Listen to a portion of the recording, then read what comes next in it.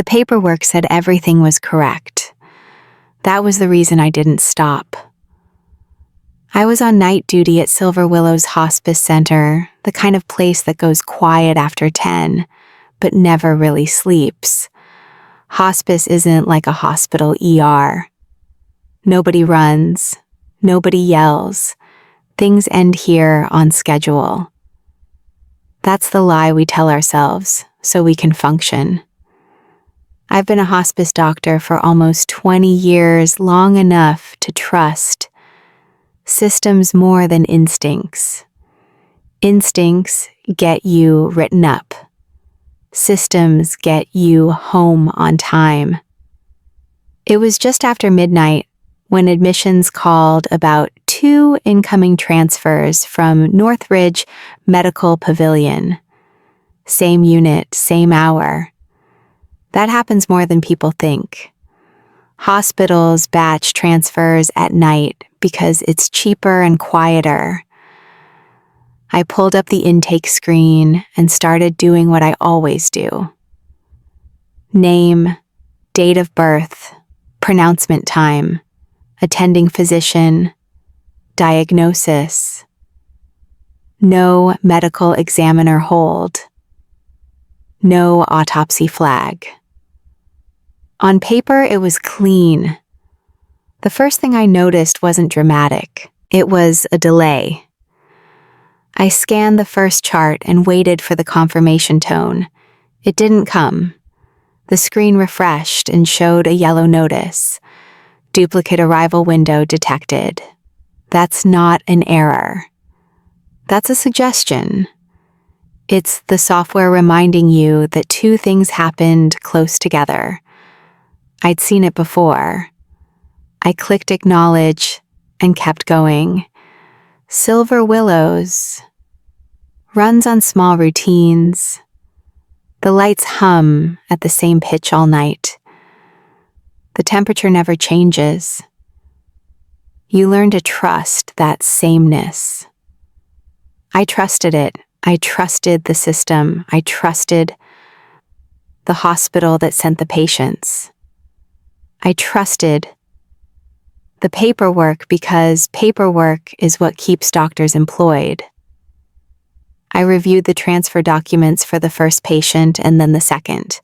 Different names, different ages, same wing, same hour. 2 different hospital physicians signed off. That matters.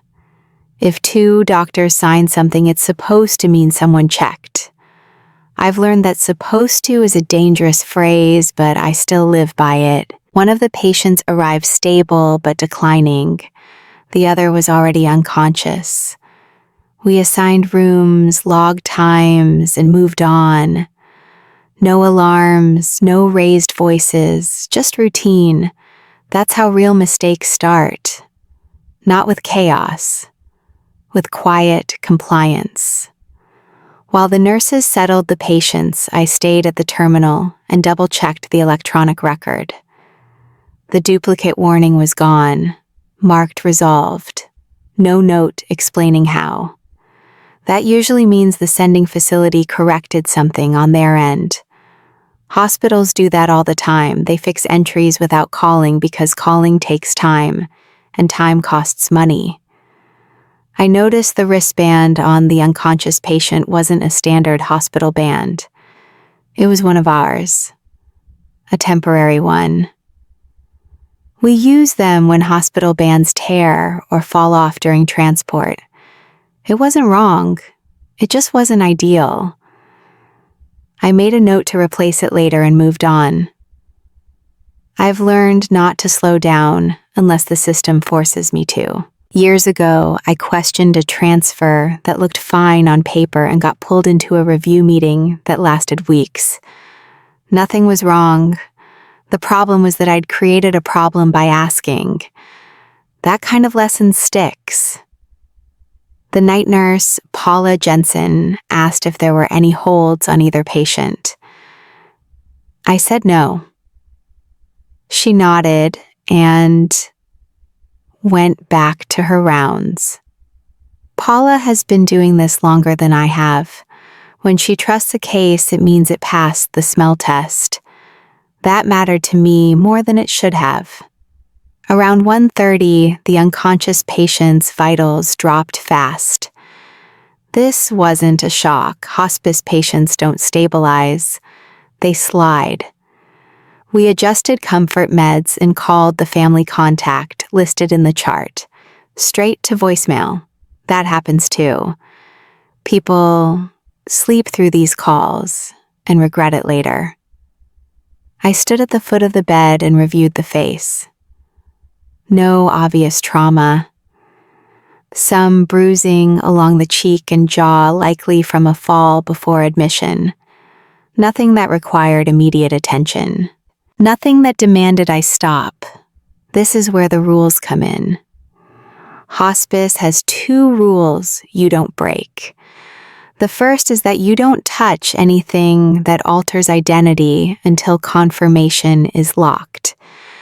The second is that you don't make changes for family comfort before legal consent is complete. Those rules exist because once you change something, you can't change it back. At that moment, I hadn't broken anything yet. I was still inside the lines. That mattered to me. It still does. I went back to the nurse's station and documented the decline. Time, medication, response, routine entries that feel important because they are. While I typed admissions, forwarded an update from North Ridge, it was a corrected timestamp. Off by 8 minutes. Harmless. I accepted it, and the system updated without a sound. That was the second moment I should have stopped. Instead, I closed the chart and took a breath. Everything was orderly, everything was approved. If you've ever worked nights in medicine, you know how much you depend on that feeling. Order means safety. Order means you didn't miss something. Night shifts compress time. Minutes blur together and decisions feel smaller than they are. You tell yourself you're maintaining comfort, not changing outcomes. That mindset is how experienced doctors justify speed.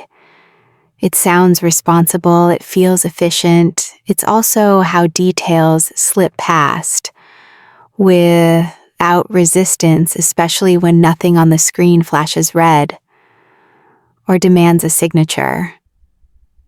If you're watching this and you work in healthcare, you already know what comes next. If you don't, here's where I'll ask you something. If you think rules always protect people, leave a comment and tell me why. And if you've ever had to choose between policy and compassion, subscribe to the channel. These stories don't get told by accident.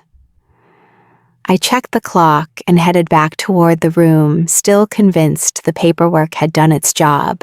I stopped outside the room longer than necessary, hands still on the chart, listening to the monitors settle back into their slow rhythm. Nothing in the numbers demanded urgency. Oxygen low but steady. Heart rate irregular but expected. This was hospice. Decline wasn't a surprise. What mattered was that everything matched what the system said it should be. I glanced at the wristband again. The temporary hospice band sat flat, clean, printed correctly. No tears, no smudges. I told myself I would swap it later after rounds when things slowed down. That was a reasonable decision. Reasonable decisions add up. Back at the nurse's station, I pulled the chart up one more time. Not because I had to, but because something about the duplicate arrival notice stayed in my head. The system showed it as resolved, which meant someone upstream fixed it. Hospitals don't fix things unless they're sure, or unless they're in a hurry. I didn't know which applied, and I didn't ask. Paula passed behind me with a medication tray. and asked if I wanted coffee. I said no. Caffeine at 2 in the morning just makes you anxious about things you can't change. She glanced at the screen and said, "Looks straightforward." That was her way of saying the case didn't worry her. Coming from Paula, that meant a lot. I clicked through the audit trail. Transfer logged. Intake accepted. Timestamp correction noted. Everything in order. The kind of order that makes you feel foolish for double-checking. I'd learned the hard way that being thorough can look like doubt. And doubt slows things down. In medicine, slowing down without permission is its own risk. The unconscious patient's chart listed a minor accident before admission. Fall at home, facial bruising, no fractures, no imaging concerns. The notes were brief, which usually means nobody thought the details mattered. I read them twice anyway. Same conclusion both times. Nothing required intervention. Nothing required escalation. The second patient, the one in the other room, was stable enough to sleep through the night. I checked on them too. Normal hospice noises, low voices, soft lights, no surprises. 2 patients, 2 trajectories, both predictable. That predictability was comforting. It let me relax just enough to stop questioning. I sat down to document again. Documentation is where doctors hide when they don't want to think. It's safe, it's structured, it doesn't ask moral questions. I typed updates that would look boring to anyone else. Decline noted. Comfort measures continued. Family notified. Voicemail left. Each line closed a loop in my head. The system pinged once while I was typing. Not an alert, just a refresh. The patient list reordered itself, placing the unconscious patient above the other. That happens when acuity changes. It didn't mean anything. Still, I felt a small tightening in my jaw that I ignored. Physical reactions are easy to dismiss when you've learned not to trust them. I've worked long enough to know that real errors don't announce themselves. They don't come with alarms or red screens. They slip through because every individual step makes sense on its own. You only see the pattern later when it's too late to interrupt it. I remembered the meeting years ago, the one that taught me to keep my instincts quiet. A transfer I questioned. A delay I caused. The outcome had been fine, but the review wasn't. I was told I'd created unnecessary friction. That phrase stuck with me. Unnecessary friction. It sounded like a technical problem, not a human one. I adjusted my practice after that. Fewer questions. More trust in the process. Around 2:15, the unconscious patient's breathing changed. Slower, shallower. That was expected too. I stood by the bed and checked for discomfort. None. The medications were doing their job. This was what hospice was supposed to look like when it worked. I checked the chart for the emergency contact again. Same number, same voicemail, no return call. Families miss these moments more often than they admit. It's not because they don't care, it's because they're human. I left another message calm and neutral and documented that too. When I stepped back into the hall, I noticed the intake board had updated. Both patients now showed as active hospice. No flags, no notes. Clean. The board doesn't show uncertainty, it only shows status. That's by design. Uncertainty complicates workflow. A part of me wanted to call North Ridge and confirm the identity again. Not because I had evidence of a problem, but because the thought crossed my mind. That's not enough reason to make a call at 2:30 in the morning. Calls create records. Records create questions. Questions create reviews. I weighed that against what I actually knew. Paperwork correct, system resolved. Nurse unconcerned. Patient appropriate for hospice. I made a choice. I went back to the station and signed off on the nightly review. My name appeared at the bottom of the screen with the time next to it. That signature didn't mean I was certain.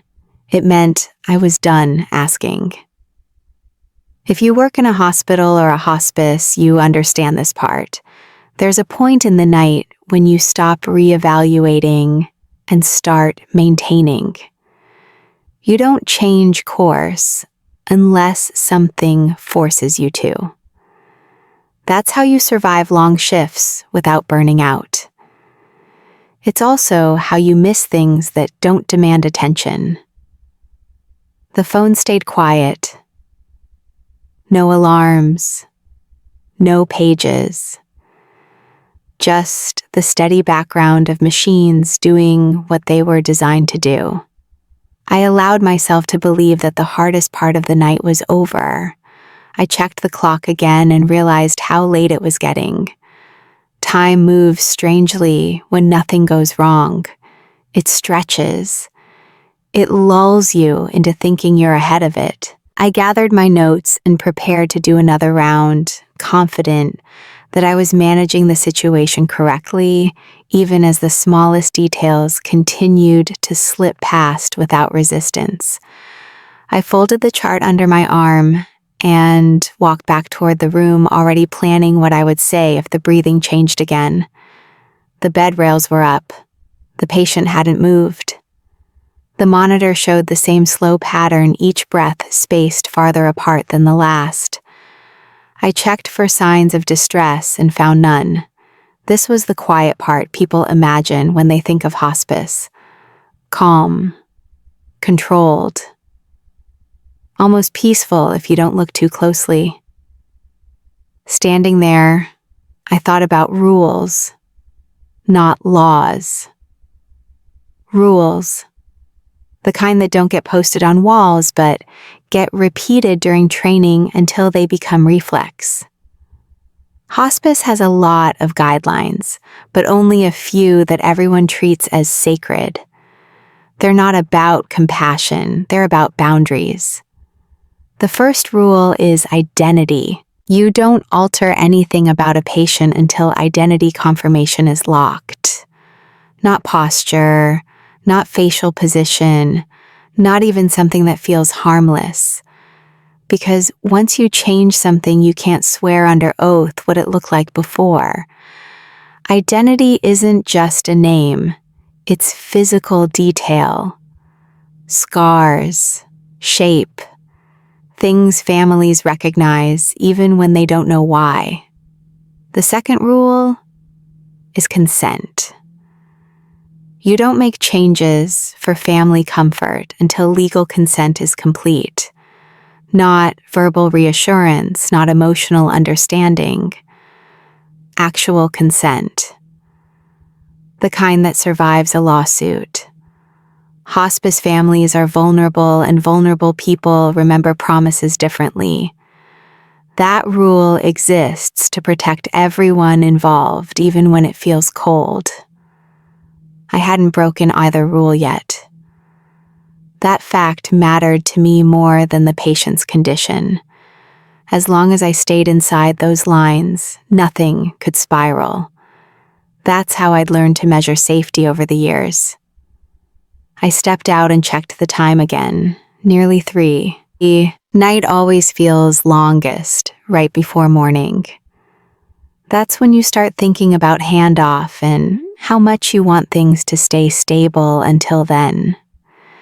At the nurse's station, Dana Morales, our social worker, was reviewing family notes. She looked up and asked if the unconscious patient's family had returned the call. I shook my head. She frowned slightly, not in concern but in calculation. Social workers think in timelines. She said if there's a child involved, they usually want to see them before morning. I asked how she knew. She said she always knows. That comment stuck with me more than it should have. Children change the tone of everything. They make situations feel urgent, even when medically they aren't. I glanced back at the room, then at the chart again. Still no consent signed. Still no identity confirmation beyond what the system showed. Still within the rules. Dana said she'd try calling the family again. I nodded and told her to document it. Documentation matters. It's the paper trail that proves you tried. That proof is sometimes all you have. I returned to the room just as the patient's breathing shifted again. Slower now, longer pauses. I checked the medication pump and adjusted the dose slightly, staying well within protocol. Comfort first. That's the hospice mantra. Comfort without interference. Comfort without alteration. Comfort without crossing lines. As I adjusted the pillow under the patient's head, I caught myself pausing. The angle of the jaw wasn't wrong, but it wasn't ideal either. The mouth had fallen slightly open, creating a look families often struggle with. I removed my hand immediately. That was instinct. That was training. That was the rule speaking louder than impulse. I stepped back and let my hands fall to my sides. No changes, no exceptions. I reminded myself that families don't need perfection. They need honesty. Or at least that's what the policy says. Dana's voice carried down the hall a few minutes later. She'd reached the mother. I didn't hear the details, just the tone, soft, careful. The way you talk when you're delivering information that will change someone's night. She came to find me afterward. The mother, Rachel Donnelly, was on her way with her daughter, 10 years old. That was the number that landed hardest. 10 is old enough to remember details forever. Dana said the mother asked what her husband looked like now, not in a medical sense, in a human one. I felt the weight of that question settle in my chest. I answered the way doctors are taught to answer. Calm, reassuring, vague. I said he was comfortable. I said he was resting. I didn't describe the bruising. I didn't describe the slackness of the face. Those descriptions don't help anyone. Dana nodded, but I could tell she wasn't finished thinking about it. She asked if there was anything we could do to make the viewing easier for the child. I knew exactly what she meant. I also knew exactly where that line was. I said, not yet. Not without consent. Not without confirmation. She accepted that answer because she had to. Social workers understand limits even when they push against them. After she left, I stood alone in the hall longer than necessary, staring at the closed door. This was the moment the rules are designed for. The space between intention and action. I told myself that if the family arrived and asked for something specific, I would reevaluate then. That was a compromise I felt comfortable with. Conditional decisions feel safer than preemptive ones. I checked the chart again, still no signed consent, still no update from North Ridge. The system remained silent, Silence can feel like permission if you let it. I went back to the station and updated my notes. Family en route, child present, support offered, no changes to plan. Each sentence reinforced the boundary I was trying to maintain. The clock ticked forward. The monitors stayed steady. Nothing forced my hand. And because nothing forced it, I believed I was still in control of the situation, even as the space between what I knew I shouldn't do and what I might be asked to do grew smaller without making a sound. Dana handed me the phone without saying my name, which told me the conversation had already crossed into something personal. I took the call in the small consult room near the nurse's station door, half closed. Chart still tucked under my arm. Rachel Donnelly's voice was steady in a way that didn't match the situation. That's usually how you know someone has been holding themselves together for too long. She didn't ask if her husband was alive. She knew the answer already. What she asked was whether her daughter could see him before morning. I said yes. That part was easy. Hospice doesn't limit goodbyes. She thanked me and then hesitated like she was deciding whether to say the next part out loud. When she did, it wasn't dramatic. She said her daughter scares easily. She said hospitals had always made her nervous. She said she didn't want the last image in her child's mind to be something she couldn't forget. I listened without interrupting, which is something doctors learn to do selectively. Silence encourages people to keep talking. Rachel told me her husband had hated pictures, hated mirrors, hated seeing himself sick. She said the bruising on his face from the fall had upset her when she saw him earlier in the hospital. She didn't say what she wanted done. She didn't have to. I gave the answer I was supposed to give. I said there were limits to what we could do without formal consent. I said we would make sure he was comfortable and presentable. That word does a lot of work in medicine. Presentable sounds humane without committing to anything specific. She accepted it, but I could hear the disappointment settle in behind her breathing. When I hung up, Dana was waiting. She didn't ask what was said. She just asked if the daughter was coming. I nodded. She sighed and rubbed her temples, then reminded me gently that children process these moments differently. I knew that. I'd been telling residents the same thing for years. I went back to the room and looked at the patient again, this time through the lens of someone else's eyes. Not mine, not a clinician's, a 10-year-old's. The bruising wasn't severe, but it was noticeable. The mouth sat slightly open despite the support.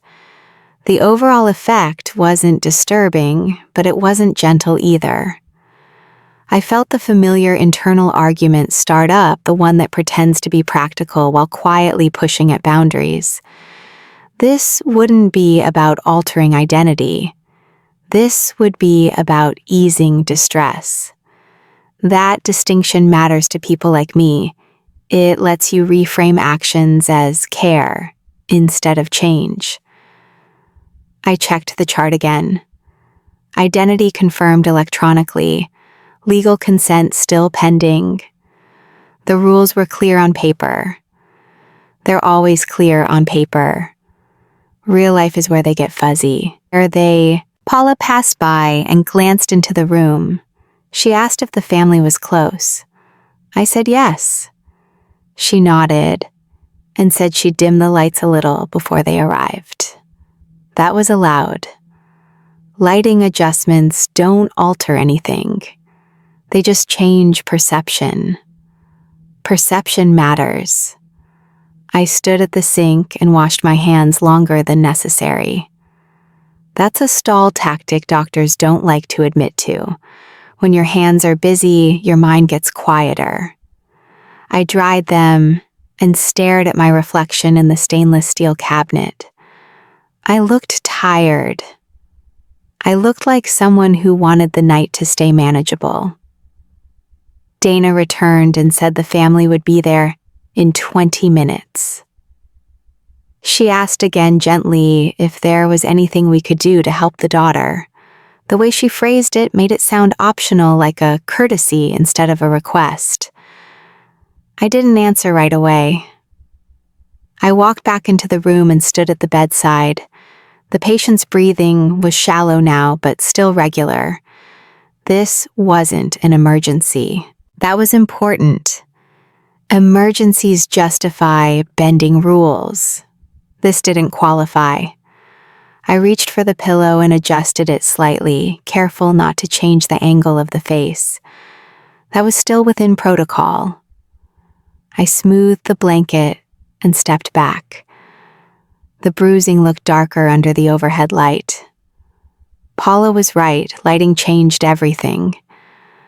I lowered the light level by a small increment. The shadows softened. The contours of the face looked less sharp. That helped. It didn't fix everything, but it helped. I told myself that was enough. I told myself I'd done what I could without crossing a line. The problem with that thought was how unsatisfying it felt. I knew what the mother was hoping for, even if she hadn't said it. I knew what the daughter would see. The chart on the counter felt heavier than it should have. I flipped it open again, scanning for any update. Still nothing from Northridge. No new notes, no clarifications. The system remained calm. Calm systems create bold decisions. I thought about the rules again this time, not as absolutes, but as obstacles. That shift happens quietly. You don't announce it to yourself, you just notice that the rule feels inconvenient instead of necessary. Dana came back one last time to say the family had arrived in the parking lot. I thanked her and told her I'd meet them in a moment. She looked at me carefully, like she was checking whether I was about to do something she didn't want to know about. She didn't ask. I stood alone with the patient and made a decision that didn't feel dramatic enough to stop. I told myself I wasn't changing who he was. I told myself I was just softening the edges of how he looked. I told myself that compassion sometimes requires flexibility. Those thoughts came easily, which should have worried me. I reached for a clean cloth and lightly dabbed at the bruising, not to remove it, just to make sure there was no residue from earlier care. That was allowed. Cleaning isn't alteration. I adjusted the sheet again, careful with my hands, aware of every movement. The door remained closed. The hallway was quiet. The system didn't object. And because nothing objected, I stood there convinced that I was still operating within reason, even as the distance between what I was permitted to do and what I was willing to do narrowed without resistance. I kept my hands still for a moment, standing at the bedside, feeling the weight of the decision settle before it fully formed. The room was quiet enough that I could hear the faint click of the medication pump as it cycled. The patient's breathing hadn't changed. That made it easier to justify staying where I was. I wasn't interrupting anything. I wasn't rushing. I was simply present, which is how most boundary crossings begin in medicine. No urgency, no chaos, just time. I looked again at the face this time, not as a clinician, but as someone anticipating another person's reaction. The bruising wasn't severe, but it framed the cheek in a way that pulled attention toward it. The mouth still rested open despite the support. I told myself that posture adjustments were reversible. That idea was comforting, even though I knew better. I reached for the disposable positioning pad from the supply drawer. We use them all the time for comfort. Under shoulders, under hips, under knees. Using one under the jaw felt like a small extension of that logic. Comfort positioning. That phrase existed for a reason. I slid the pad into place, carefully lifting the head just enough to adjust it without moving anything else. The mouth closed slightly as a result, the jaw settling into a more neutral position. I froze, watching for any sign that I'd done something wrong. There was none. The patient remained still. The monitor didn't react. The system didn't object. That was the moment the first rule stopped feeling absolute. I stepped back and assessed the change. The face looked calmer, less strained.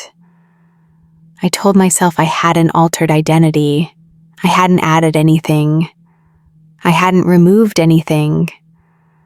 I'd simply allowed gravity to work differently.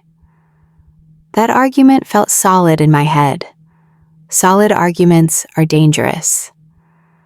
I checked the chart again, looking for a reason to stop. Identity confirmation still showed complete in the system. I knew that meant electronic confirmation, not visual. I knew the difference. I also knew how often those distinctions get blurred when nothing seems wrong. I wiped my hands on my coat and walked to the sink again, mostly to buy time. As the water ran, I replayed the training in my head. No changes before identity is locked. That rule existed to protect details families recognize. I looked back at the patient and convinced myself nothing recognizable had been changed. Dana knocked softly and opened the door a few inches. She said the family was waiting and asked if they could have a few minutes alone before seeing him. I said yes. She asked if everything was ready. I said it was. When she left, I returned to the bedside and adjusted the pillow one more time, barely a movement, more smoothing than repositioning. The bruising looked less prominent now, partly from the lighting, partly from the angle. That felt like a success, which made me uneasy. I thought about documenting the adjustment. I decided not to. Documentation makes things real. It turns judgment calls into evidence, and at that point, I still believed there was nothing to defend. I stepped back and looked at the overall picture. Calm face, closed mouth, soft lighting, nothing that would shock a child. I told myself this was what hospice was for: dignity, comfort, protection from unnecessary trauma. The door opened again and Paula stepped in to let me know the family was ready. She glanced at the patient and gave a small nod. That nod mattered more than it should have. Shared professional approval can erase doubt quickly. I walked out to meet them, keeping my tone neutral and my posture relaxed. Rachel Donnelly held her daughter's hand tightly. The girl's eyes moved quickly, taking in details already bracing. I explained what they would see in simple terms. I didn't mention the adjustments. I didn't feel like I was hiding anything. I felt like I was sparing them information they didn't need. Rachel thanked me again quietly. Gratitude can feel like confirmation when you're already leaning toward a choice. I guided them to the room and stepped back as they approached the bed. The daughter stopped a few feet away, then moved closer. She didn't cry. She didn't recoil. She just looked. Rachel watched her face, searching for signs of distress. I watched both of them, measuring the outcome of my decision in real time. It seemed to work. The girl didn't turn away. She didn't ask questions. She stood there, calm in a way that felt fragile but intact. Rachel exhaled, the kind of breath people don't realize they've been holding. I told myself that this was proof I'd done the right thing. That thought settled quickly, smoothing over the discomfort that had lingered earlier. Positive outcomes are powerful. They make you forget process. After a few minutes, I excused myself to give them privacy, and in the hallway, Dana met my eyes and gave a subtle nod. She didn't ask what I'd done. She didn't need to. The absence of distress spoke for itself. Back at the station, I opened the chart and added a neutral note. Family present, patient resting comfortably. No issues observed. Each word stayed safely inside protocol language. No one reading it later would know what decisions had led there. I glanced once more at the system, half expecting something to flag. Nothing did. The patient list remained unchanged. The night continued as if nothing significant had happened. I sat down and resumed my other tasks, convinced that I had navigated a difficult moment without crossing any meaningful line, even though part of me understood that the line had already moved quietly without needing my permission. I stayed at the station staring at the screen longer than needed fingers resting on the keyboard without typing anything. The note I had entered sat there clean and neutral, pretending nothing unusual had happened. I could still see the girl's face in my head, not frightened, just quiet, and that image felt like permission. I told myself the situation was under control. I told myself control was the same thing as safety. Those two ideas had blended together over the years, and separating them now felt unnecessary, even inconvenient, especially when the night seemed willing to cooperate completely calmly. Paula passed by again, checking vitals on another patient, and gave me a look that asked a question without forming it. I nodded back, which was enough. Shared understanding doesn't require language in places like this. When I stood up, my body moved before my thoughts caught up. I walked back toward the room, not because I had to, but because the idea of leaving things exactly as they were suddenly felt unfinished, like stopping mid-sentence and calling it complete. The hallway lights stayed low and unchanged, reinforcing the sense that nothing urgent demanded intervention right now at all. The door closed behind me with a soft click, and I paused there, hand on the handle, measuring my own hesitation. Inside, the patient looked the same as before, but my perspective had shifted. I wasn't looking for medical changes anymore. I was looking for anything that might catch a child's attention and turn into a question no one wanted to answer. That was the thought that tipped me forward, subtle and persuasive, dressed up as concern instead of risk. It felt reasonable, clinical, and aligned with everything hospice claims to value on paper alone, without external oversight or review. I checked the chart once more, focusing on the consent section like it might change if I stared long enough. Still pending. The mother hadn't signed yet because grief slows paperwork. That reality doesn't pause policy, but it often pressures it. I told myself I wasn't acting on her request, only anticipating it. Anticipation felt safer than reaction. I reached for the small supply cart, the one we use for basic comfort care, and rolled it closer. Nothing on the cart was invasive, expensive, or outside my training. That mattered to me more than I admitted in that moment alone. I started with the simplest thing, the kind of adjustment no one would question during routine care. I smoothed the hair away from the temple and behind the ear, noticing for the first time a slight indentation in the skin. It wasn't dramatic, just a shallow dip, easy to miss unless you were looking. I remembered the mother mentioning surgery years ago. Something small, nothing she thought would matter. In that moment, it mattered. Children fixate on details adults dismiss without thinking. I told myself this was prevention, not alteration, and definitely not a violation of any written rule anywhere. I took a small pad and placed it lightly beneath the area, just enough to soften the contour without pressure. The change was subtle, almost invisible, which made it easier to accept.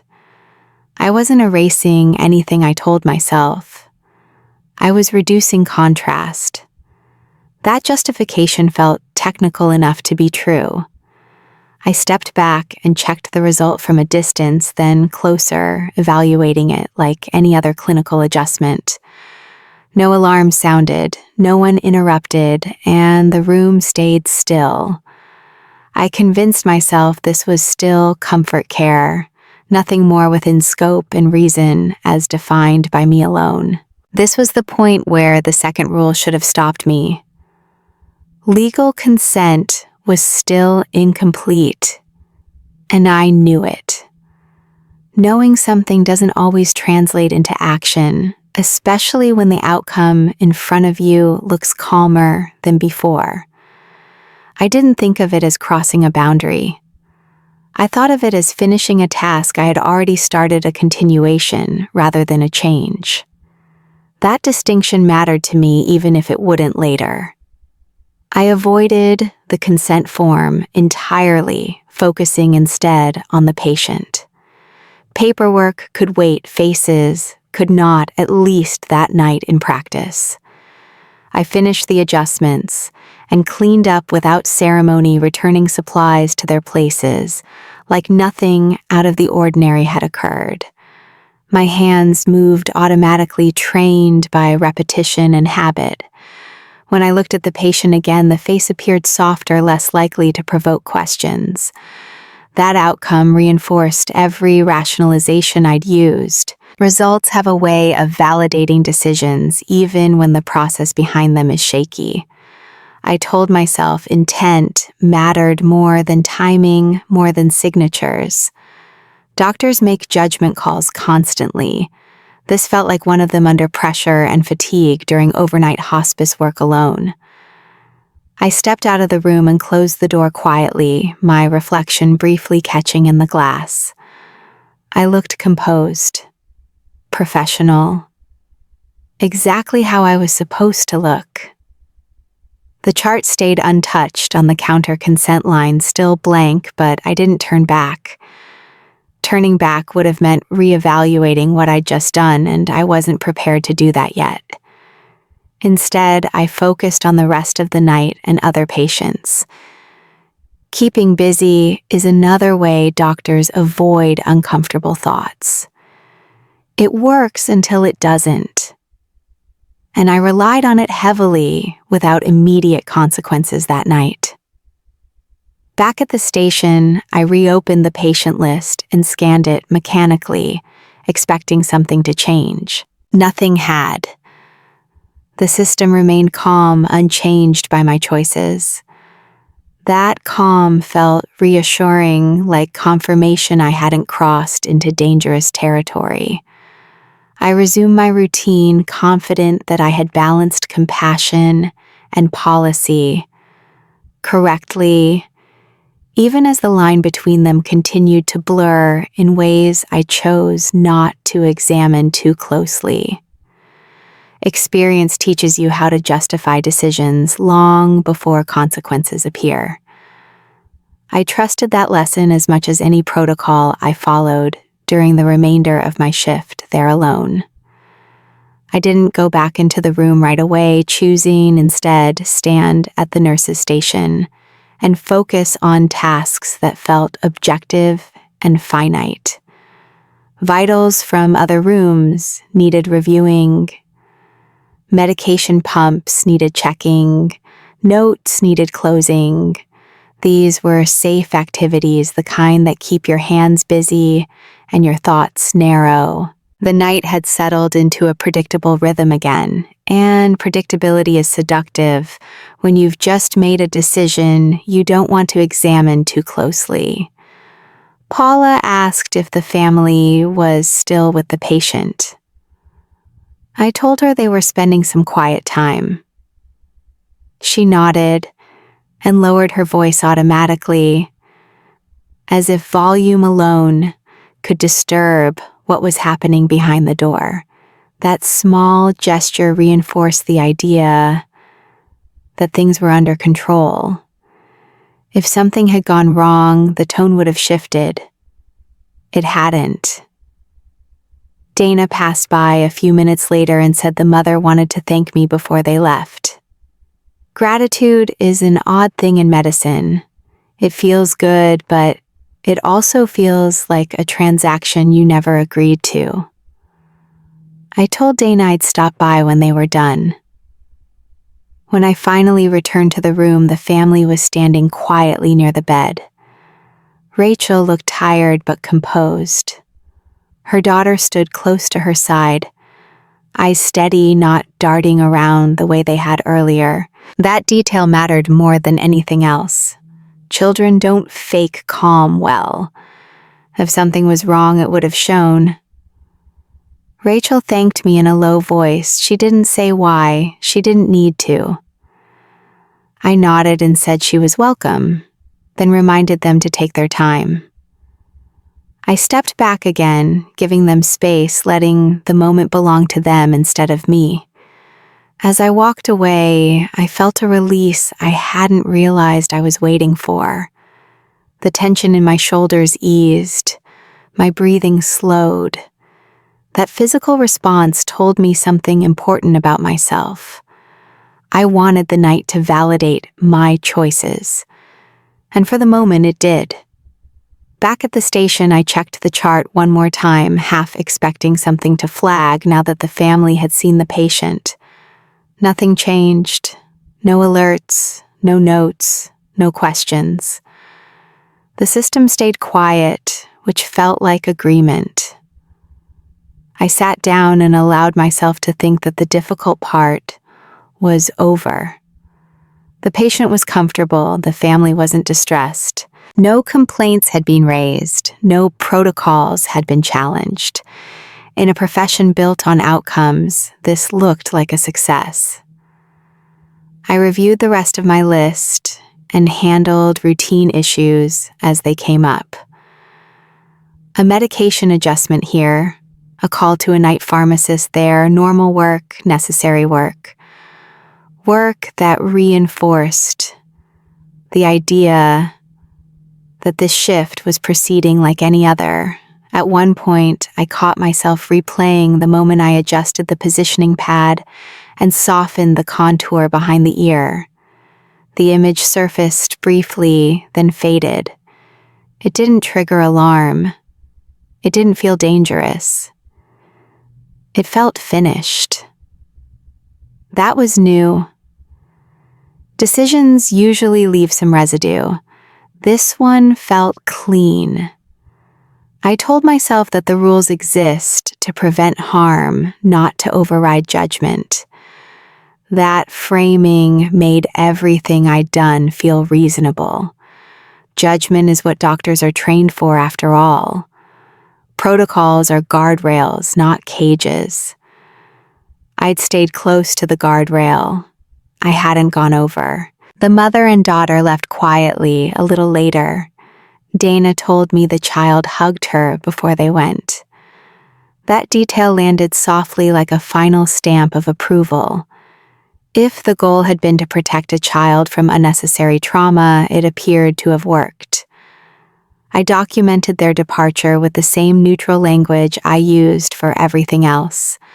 Family left peacefully, no concerns expressed. Nothing about that sentence was untrue. It just wasn't complete. Time moved forward. The patient's breathing slowed further, no distress, no need for intervention. I checked once more and confirmed comfort measures were adequate. Everything I could control was controlled. I leaned back in my chair and looked at the board, letting my eyes rest on the green indicators. Green means stable. Green means acceptable. Green means you're not missing anything urgent. That color coding does more emotional work than people realize. For the first time that night, I considered the possibility that this would be one of those shifts that ends quietly, without incident, without review, without memory. Those are the shifts clinicians hope for, even if they don't admit it. The ones that fade instead of linger. I checked the time again and started thinking about morning handoff. What I would say. What I wouldn't need to explain. That mental rehearsal didn't include any uncomfortable details, which felt like a sign that there weren't any. The chart remained open on my screen, consent still pending, but that no longer bothered me. Paperwork lags behind reality all the time. It catches up eventually. By then, the moment has passed. I stood up to stretch and felt the familiar fatigue of a long night settle in. It was the kind of tired that makes you grateful for smooth shifts and uncomplicated outcomes. I gathered my notes and prepared to continue rounds, confident that the situation had stabilized in every way that mattered. Nothing about the environment suggested otherwise. The halls were quiet, the monitors steady, the staff calm. Everything finally looked right, and I accepted that feeling without question, unaware of how temporary that sense of certainty actually was. I was reviewing a medication order when the desk phone rang sharp enough to cut through the quiet. The caller ID showed Northridge Medical Pavilion. Hospitals don't call hospices casually at this hour. They send updates, not conversations. I picked up and identified myself, already standing, because my body understood something my mind hadn't processed yet. The voice on the other end was clipped and professional, the tone people use when they are reading from a screen and trying not to personalize what comes next. She asked me to confirm the name of the patient we had received earlier that night. I confirmed it without hesitation, reading directly from the chart in front of me. There was a pause, short but deliberate, the kind that tells you someone is lining up words they don't want to say. She told me there had been a transport issue during overnight transfers. A wristband had detached during movement between units. The band had been reattached based on bed assignment instead of direct patient verification. She said it plainly without apology, as if clarity could substitute for responsibility. I asked which patient was affected. She gave me a different name than the one I had just read.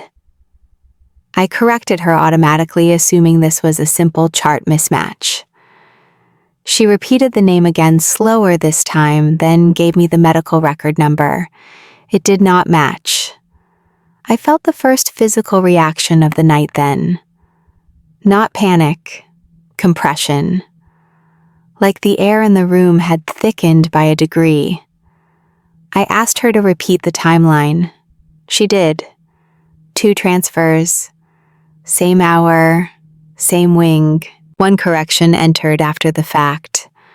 The system marked it resolved because the fields balanced. Balance does not mean accurate.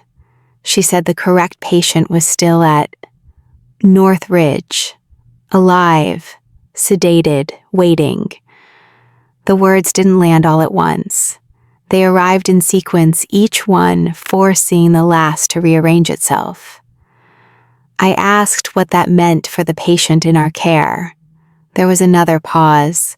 She said carefully that the patient we had was not the one listed in our system.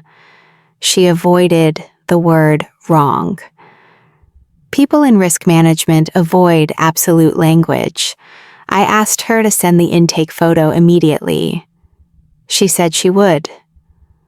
While we waited, I stared at the chart at my signature, at the timestamps that now felt like accusations instead of confirmations. Everything had been clean. That was the problem. The image arrived a moment later. Hospital lighting, date and timestamp in the corner. The face on the screen looked familiar and unfamiliar at the same time. I recognized the bruising pattern. I recognized the nose. What I didn't see was the softened contour behind the ear. That detail didn't exist in the photo. I didn't say anything right away. Silence buys time, and I needed it. I asked her what steps they were taking. She said they were initiating internal review and contacting their legal team. She asked me to secure the body and pause any further interaction with the family. I told her the family had already viewed the patient. Another pause, longer this time. She asked if any alterations had been made prior to viewing. The question was neutral, but the implications were not. I answered honestly. I said, comfort positioning and minor cosmetic adjustments had been performed. I did not list details. She asked if consent had been signed. I said it had not been finalized at the time. That was enough information to change the tone of the call. She said she would need documentation, full notes, materials used, times, names. She asked for my license number next. That request removed any remaining doubt about the seriousness of the situation. When the call ended, the room felt different, even though nothing physical had changed. The monitors continued their steady pattern. The lights stayed dim. The staff moved quietly. The difference was in how every previous decision now lined up in a new order. Paula noticed my expression before I spoke. She asked if everything was okay. I told her to hold off on any further family interaction for the patient. She didn't ask why. She didn't need to. Her jaw tightened in the same way mine had earlier. Dana joined us a moment later. I told her there had been a hospital error and that we needed to stop all contact until further notice. She asked if the family knew. I said, not yet. The weight of that answer settled heavily between us.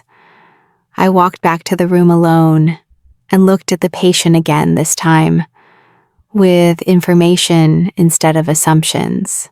The face I had softened now felt unfamiliar in a way it hadn't before, not because it had changed, but because its context had.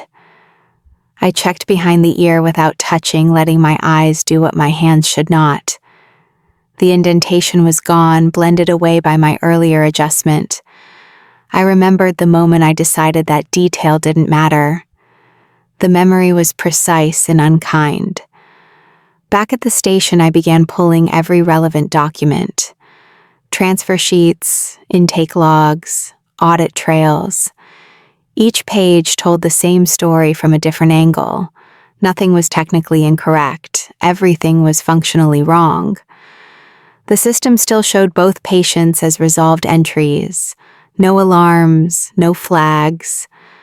That silence felt louder now than any alert could have been. I started writing notes, not to explain, but to preserve sequence. Sequence matters when everything else collapses. I focused on time's actions, decisions, keeping emotion out of it because emotion distorts timelines. When I finished, I looked up and realized how many people were waiting for direction. Staff administrators, a family in the building, who believed they had already said goodbye.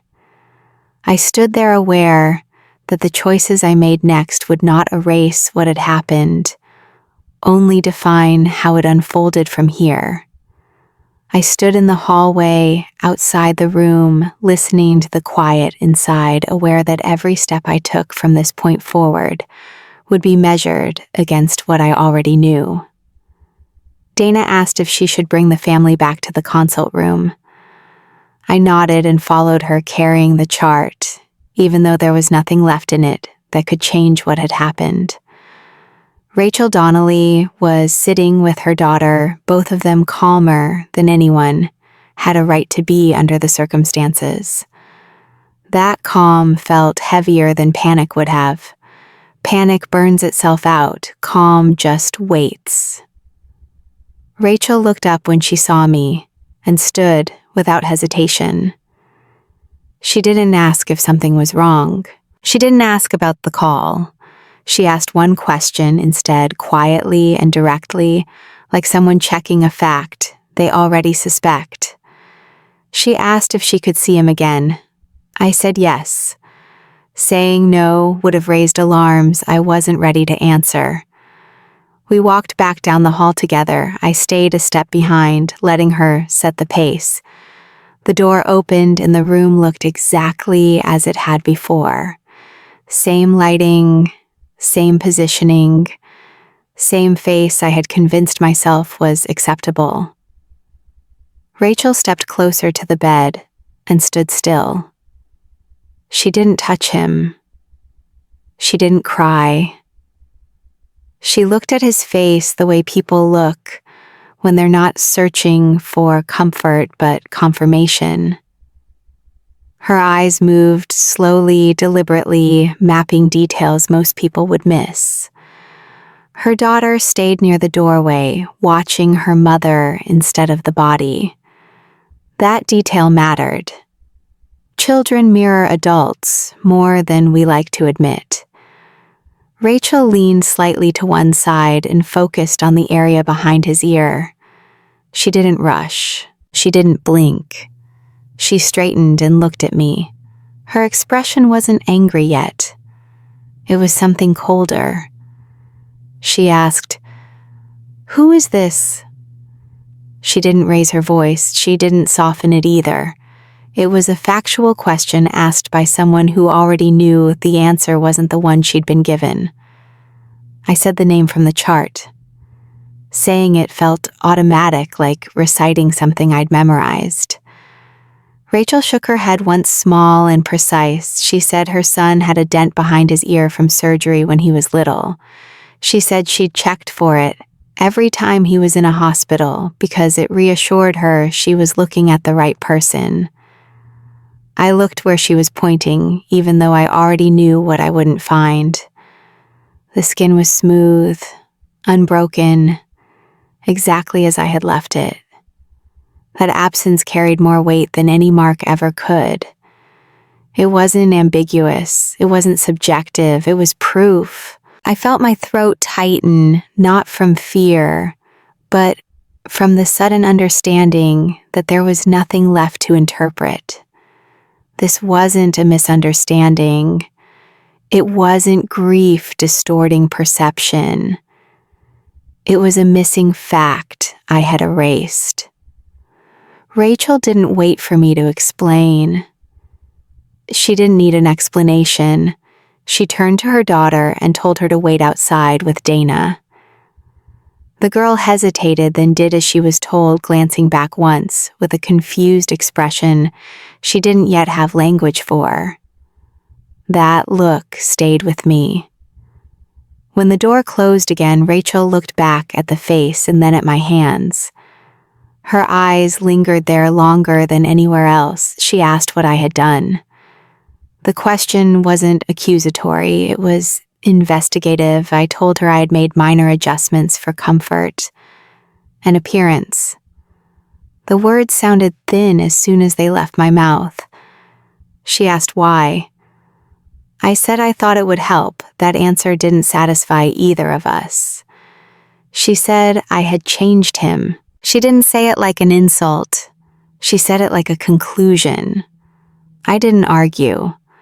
Arguing would have been disrespectful to the evidence in front of us.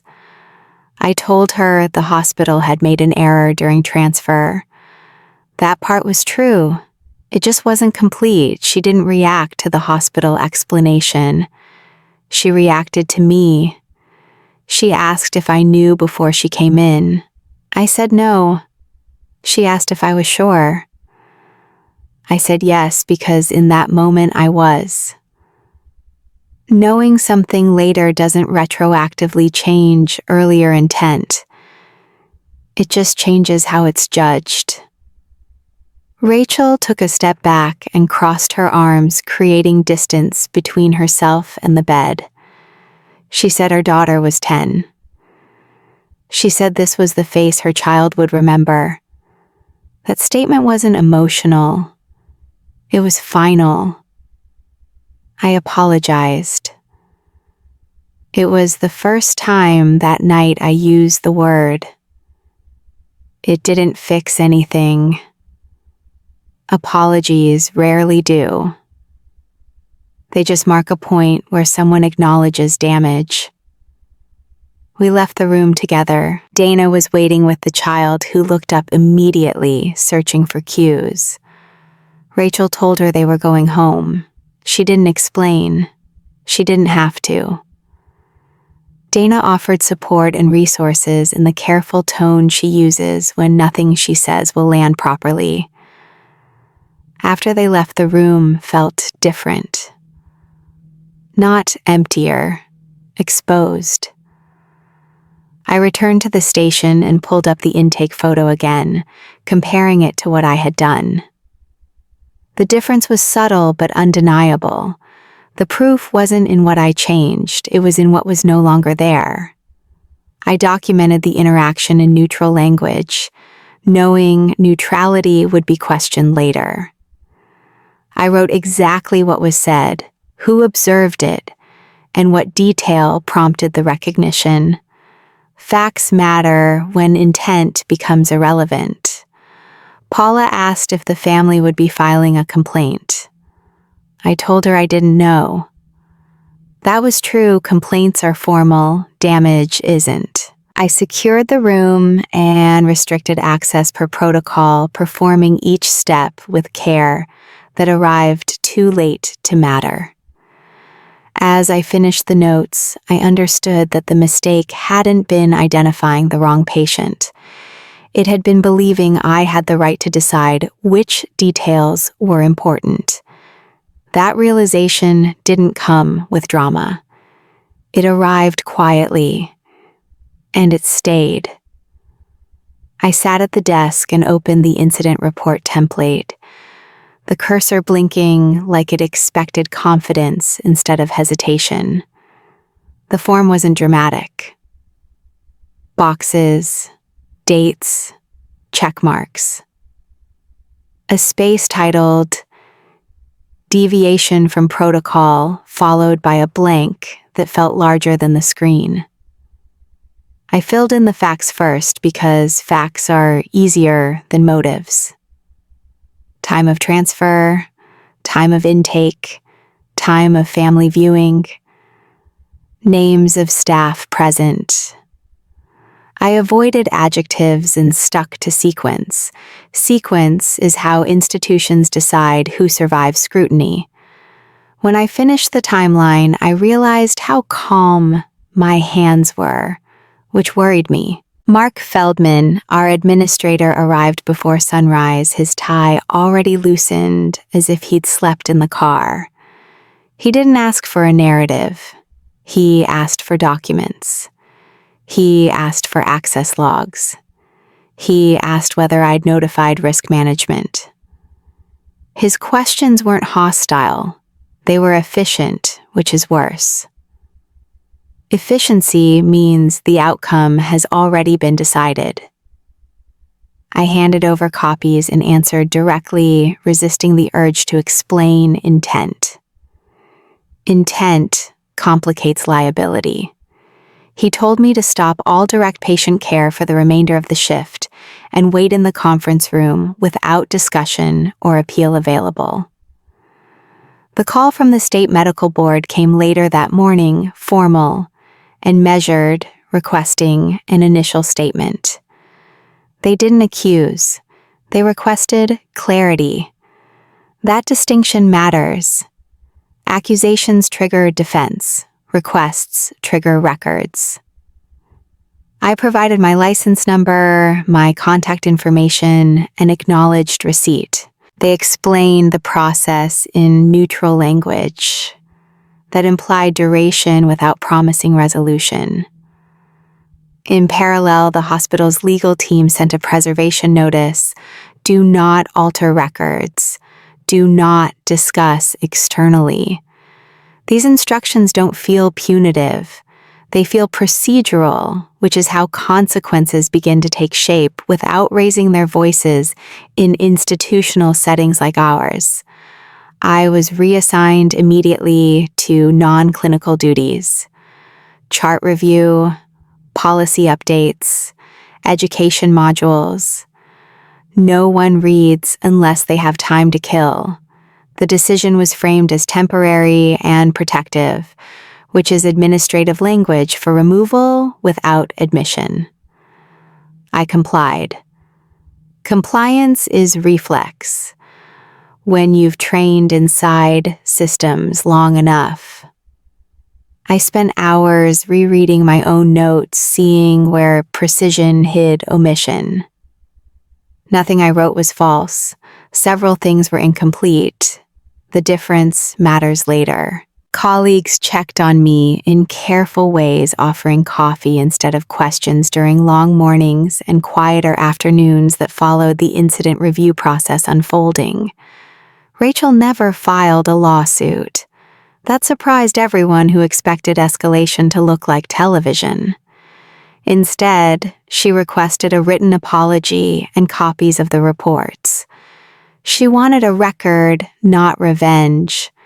That choice altered the tone of everything. Without a courtroom clock, institutions slow down and reorganize their priorities. The hospital corrected procedures and sent a memo. The hospice updated training. These changes look meaningful on paper. They don't restore what was lost.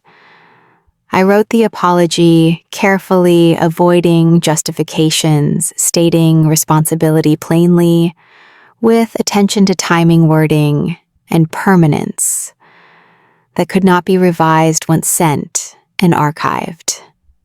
I returned to patient care weeks later under supervision, a detail that felt heavier than suspension. Being watched changes how you touch charts, beds people. I followed rules more closely than before, not out of fear, but clarity. The case had stripped away my shortcuts.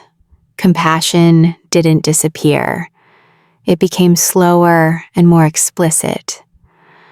I asked for consent earlier. I verified identity twice. I resisted the urge to fix appearances and focused on explanations. Families noticed the difference. Some appreciated it, others didn't.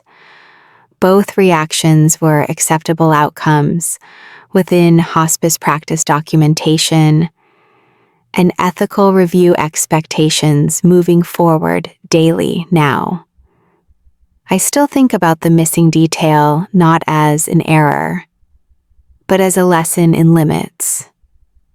Medicine teaches us to optimize, to improve, to smooth outcomes. Hospice teaches restraint. The difference is subtle until it isn't. Identity lives in specifics we don't get to curate. When we do, even kindly, we take ownership of a story that isn't ours. That realization changed how I teach residents now. I emphasize sequence over speed, consent over comfort, and listening over fixing. These priorities feel boring until they matter during quiet nights, when no alarms sound and choices accumulate unseen within systems. People ask whether I regret trying to help. Regret isn't the right word. I regret assuming permission where none existed. I regret trusting calm screens more than human variance. I regret believing outcomes justify process. Those are professional regrets, not personal ones, and they follow you into every shift. The incident didn't make me less compassionate. It made me precise. Precision is a form of respect. It protects families from surprises and clinicians from rationalizations that feel good in the moment and costly later when memory replaces documentation and assumptions substitute for verification in institutional care environments like hospice units. I keep the incident report printed in my office drawer, not as punishment but reference. When new staff ask why certain rules exist, I show them the form without names. I point to the blank labeled deviation from protocol and explain how quickly it fills itself. Systems don't fail loudly, they fail politely, they fail by agreeing with you. Remembering that helps me pause before small choices become irreversible facts. It's not fear that slows me now. It's respect for what sequence preserves in patient identity consent, and trust, especially during overnight shifts, when oversight is minimal and silence prevails. I answer the final question the form asks the same way every time it comes up in my mind. Why did you deviate? I answer that I believed I was helping. Then I add what I know now. Belief isn't authorization, compassion isn't consent, procedure isn't cruelty. Those distinctions are the work. They don't make nights easier, but they make outcomes honest. In hospice, honesty is the last care we can provide. I do that work quietly now, one sequence at a time, while remembering the limits that protect patients, families, and clinicians from certainty, silence, and good intentions misapplied. I still think about that night more than I'd like to admit. Not because of the paperwork or the reviews, but because it forced me to see how easily good intentions can drift when you work inside systems that reward efficiency and quiet compliance. Hospitals teach doctors and nurses to solve problems. Hospice teaches us when not to. I had spent years believing those two ideas were the same thing, and I was wrong. What stays with me isn't the mistake itself, but how ordinary it felt while it was happening. No alarms, no raised voices, just a series of small choices that all made sense on their own. That's the part people outside healthcare don't always understand. The most unsettling hospital stories aren't dramatic. They're subtle. They live in routine and trust in moments when doctors and nurses think they're helping and don't realize they've crossed a line until there's no way to step back.